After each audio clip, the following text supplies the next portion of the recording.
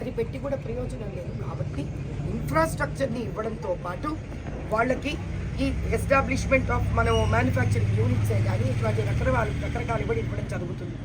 స్వయం ఉపాధిని ప్రోత్సహించడానికి ముద్రా యోజన, వీళ్ళకు కూడా ముద్రా లోన్స్ కింద ఖచ్చితంగా వీళ్లకు సేవ సహకారాలు అందించాలని, యువతులు కాళ్ళ మీద నిలబడితే చాలా గొప్ప విషయం ఏంటి అని అంటే, ఒక వ్యక్తి ఒక ఉద్యోగం కల్పిస్తే ఒక వ్యక్తికి ఉద్యోగం వస్తుంది. అదే ఒక యువకుడికి మనం వాళ్ళ కాళ్ళ మీద నిలబడి వాళ్ళని వ్యాపారవేత్తలు చేస్తే వందల వేల మందికి వాళ్ళ ఉద్యోగాలు ఇస్తారంటే, ఒకరిని శక్తివంతం చేస్తే వేల మందిని శక్తివంతం చేసినట్టు అవుతుంది. కాబట్టి వీలైనంత తెలివైన దృక్పథం ఉండి ఒక ఉత్సాహం ఉన్న యువతులను వాళ్ళను మనం వ్యాపారవేత్తలుగా మార్చి తీర్చిదిద్దగలగాలి.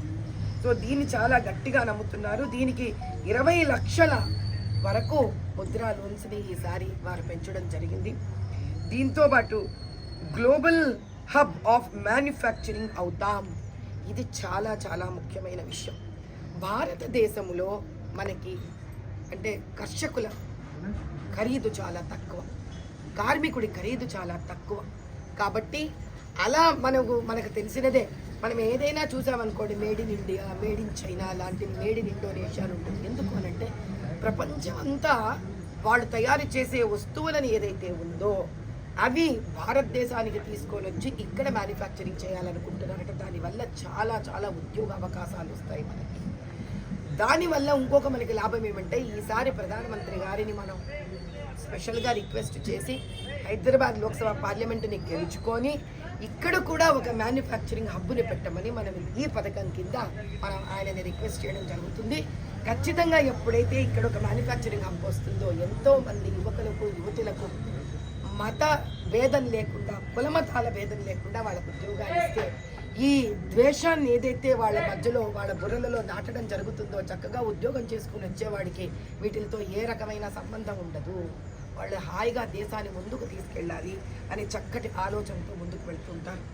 ఉక్కు, సిమెంటు, అల్యూమినియం, రైల్వేలు, రక్షణ, ఫార్మస్యూటికల్, ఎలక్ట్రికల్, వాహనం, మొబైల్, ఇన్ని రకాలు. ఒకటేమిటి రెండేంటి, మన హైదరాబాదులో మనం ఏదైతే మనకున్న స్థలంలో ఇక్కడ పెట్టగలుగుతామో మన లోక్సభ పార్లమెంట్లో కూడా దానికి పెట్టే అవకాశాలను ఖచ్చితంగా ప్రధానమంత్రి గారిని మనం ప్రాధేయపడి ఇక్కడ పెట్టించుకోవడం జరుగుతుంది.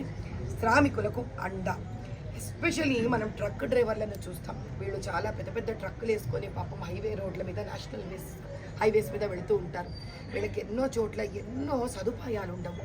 అంటే వాళ్ళు కొన్ని వందల కిలోమీటర్లు పోతూ కూడా వాళ్ళకి ఏదో చిన్న డాబాలు ఉంటాయి తప్ప, ఆ తర్వాత వాళ్ళకి పడుకోవడానికి, ఒక నిమిషం రెస్ట్ తీసుకోవడానికి, లేకపోతే శౌచాలయాలు, సరైన పౌష్టిక భోజనం ఇట్లాంటివి ఉండకపోవడం వల్ల ఎన్నో రోడ్ యాక్సిడెంట్స్ జరుగుతుంటాయి, ప్రమాదాలు. ఇలాంటివి లేకుండా హైవే రోడ్ల మీద ఇటువంటి ట్రక్ డ్రైవర్స్ అందరికీ కూడా చక్కటి సదుపాయం కలిగించడం. గిగ్ వర్కర్లు అంటే మనకు తెలుసు, ఈ జొమాటో ఇట్లాంటివి ఫుడ్ సప్లైలు చేస్తూ పాపం బైకుల మీద తిరిగే పిల్లలు, గృహ కార్మికులు అంటే మన కన్స్ట్రక్షన్కి సంబంధించిన వాళ్ళు, వీధి కార్మికులు అంటే రోడ్డు మీద మనం అడ్డాల మీద పాపం వచ్చి శ్రమపడే కర్షకులు పాటు ఇతర ఈ శ్రమ పోర్టల్ ద్వారా సాధికారత్వం కలిగిస్తామంటే వీళ్ళందరినీ ఒక రకంగా గుర్తించడం. అంటే వీళ్ళు ఉన్నారు అని ఎలా తెలియాలి దేశానికి? వాళ్ళ జీవితాలు పొద్దున్న లేచినప్పటి నుంచి అడ్డా మీద నిలబడి కూలి పని చేసుకొని ఆ అడ్డా నుంచి ఇంటికి వెళ్ళిపోవడంతో సరిపోతుంది. కానీ అది చాలా అన్యాయం. ఇలాంటి వాళ్ళు ఒకళ్ళు ఉన్నారు అని దేశంలో వాళ్ళకు కూడా తెలియాలి, గర్వకారణంగా వాళ్ళు ఫీల్ అవ్వాలి. కాబట్టి వాళ్ళకు కూడా ఈ పోర్టల్ ద్వారా వాళ్ళ నుంచి ఒక రికగ్నిషన్ వాళ్ళకు కూడా ఇప్పించి అక్కడి నుంచి వాళ్ళకు కూడా కావాల్సిన సదుపాయాలను కూడా కల్పించగలగడం. చివరిగా చాలా ముఖ్యమైన విషయం 2, మధ్యతరగతి సంరక్షణ. మధ్యతరగతి కుటుంబాలు ఎలా ఉంటాయి అని అంటే, వాళ్ళ బాధలు, వాళ్ళు అలా రోడ్డు మీద వెళ్ళి అడుక్కును తినలేరు. వాళ్ళ జీవితంలో పైకి ఎదగడానికి వాళ్ళకి ఆర్థిక ఇబ్బందులు ఉంటాయి. ఇటువంటి వాళ్ళ గురించి ఆలోచించడం కూడా చాలా చాలా ముఖ్యం. అలాంటి వాళ్లకు వాళ్ళ నివాస్ మన ప్రధానమంత్రి ఆవాస్ యోజన ప్రకారం వాళ్ళకు కూడా ఇండ్లను కలిగజేయాలని, ఆసుపత్రులు, ఆయుష్మాన్ ఆరోగ్య కేంద్రాలు మరియు ద్వితీయ ఆరోగ్య సంస్థలు మనము హైదరాబాద్ పాత బస్తీలో ప్రత్యేకించి కనుక చూసుకున్నట్లయితే అసలు ఏ రకమైనటువంటి కూడా మీకు హెల్త్ సెంటర్స్ లేవు పాత బస్తీలలో. కానీ ఇప్పుడు ప్రధానమంత్రి గారి ఈ పథకం కింద మేము కృషి చేసి ఖచ్చితంగా ఈ సీటుని గెలుచుకొని ఈ బస్తీ వాడలలో ఖచ్చితంగా మేము ఆరోగ్య కేంద్రాలను స్థాపిస్తాము. మేము ఆయుష్మాన్ భారత్ కింద అదేవిధంగా వాళ్ళకి మెడిసిన్స్ కూడా తక్కువ ధరలలో కూడా అందుబాటు చేసే కృషి చేస్తాం. ఇంకా చివరిగా పేదల సేవ. ఇది నేను చివరిగా ఎందుకన్నానంటే ఇది జీవితంలో మనసులో గుర్తుండిపోవలసిన విషయం కాబట్టి. మొదటి చెప్తే మీ మిగతా 12లో మనకి అది వెళ్ళిపోతుంది. ఆఖరిగా చెప్తే అలా జీవితంలో మిగిలిపోతుంది. రానున్న 5 ఏళ్లలో ఉచిత రేషన్ని ఇప్పటికీ కొనసాగిస్తాము.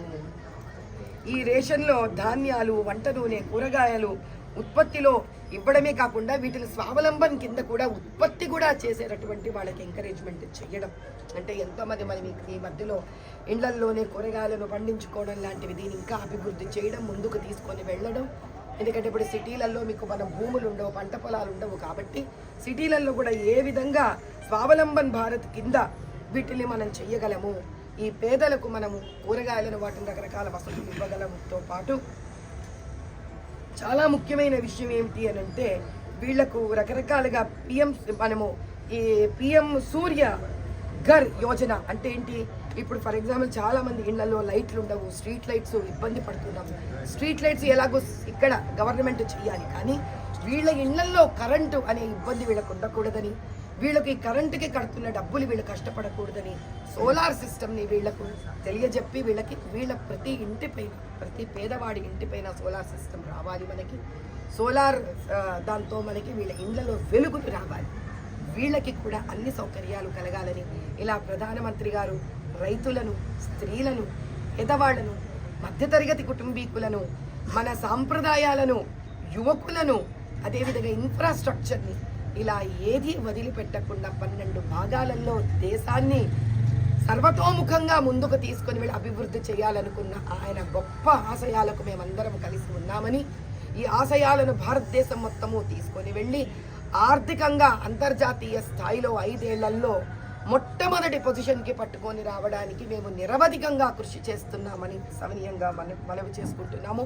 జై బోలో భారత్ మాతా కీ. भारत माता की जय।